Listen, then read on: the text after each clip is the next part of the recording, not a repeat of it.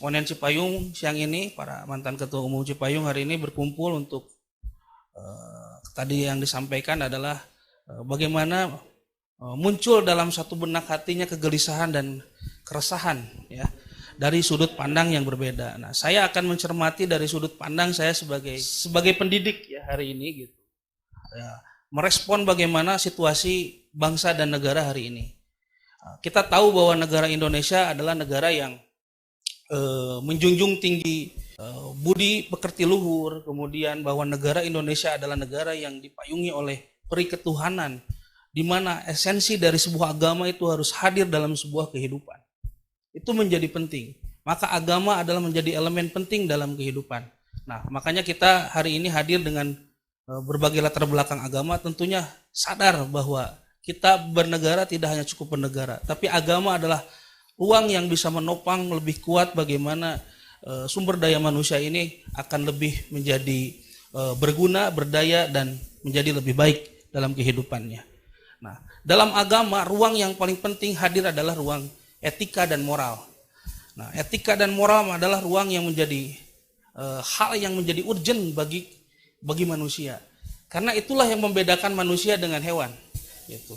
Manusia memiliki satu perspektif tentang nilai dan etika yang hadir dalam dirinya, kemudian dengan etika dan moralnya kemudian bisa memunculkan sikap kebijaksanaan, sikap yang luar biasa baik untuk menunjang bangsa dan negara hari ini. Tentunya negara ini akan maju ketika ditopang oleh kekuatan sumber daya manusia yang memiliki attitude dan sikap yang baik.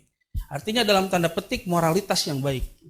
Nah, ketika moralitas negara hancur, dalam sejarah-sejarah para nabi, banyak kaum-kaum yang dihancurkan karena dalam perspektif moralitasnya yang rusak. Gitu. Maka satu negara itu menjadi hancur karena moralitasnya yang rusak. Itu yang menjadi sudut pandang. Maka hari ini, problem yang keresahan yang saya hadirkan adalah bagaimana saya melihat bahwa negara belum andil lebih jauh untuk membina, untuk katakanlah membangun satu visi, menguatkan karakter pemuda-pemuda Indonesia. Karena survei hari ini, degradasi moralitas hari ini begitu besar di kalangan generasi Z dan generasi milenial yang saya rasakan. Dan itu akan pada akhirnya berdampak terhadap suatu kualitas bangsa hari ini.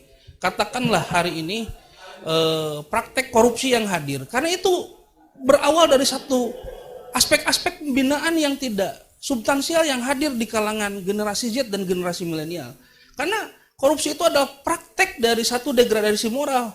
Karena etika dan moralitas yang baik tidak akan mengajarkan praktek korupsi untuk dalam kehidupan berbangsa dan negara. Artinya korupsi adalah perilaku amoral, perilaku tidak bermoral.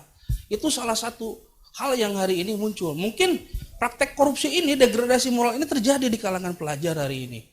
Misalnya, bagaimana praktek suap menyuap di institusi pendidikan yang pada akhirnya memudahkan dan memuluskan seseorang yang tidak berkualifikasi baik untuk masuk ke satu institusi karena persoalan uang yang masuk besar, kemudian yang lain jadi tidak masuk. Ini sudah ada praktek dalam dunia pendidikan yang pada akhirnya mengajarkan ruang-ruang moral itu menjadi hilang. Yang kedua adalah dalam perspektif hari ini, bagaimana generasi-generasi perempuan hari ini yang saya kira sudah dirusak oleh tatanan kehidupan yang begitu rusak. Karena dalam perspektif Islam, seorang ibu itu disebut sebagai al-madrasatul ula, sebagai pendidikan, pelopor pendidikan pertama. Nah, hari ini generasi ibu-ibu, anak-anak remaja, mohon maaf, survei membuktikan di kalangan pelajar berapa persen anak-anak remaja yang hari ini sudah melakukan hubungan seks di luar pernikahan. Yang itu merusak dan merenggut martabat bangsa dan negara. Dan akhirnya banyak anak-anak yang hasil dari praktek hubungan gelap itu diaborsi, dibuang, dan lain sebagainya. Dan hari ini negara belum andil dalam wilayah ini. Tidak serius mengurus ini.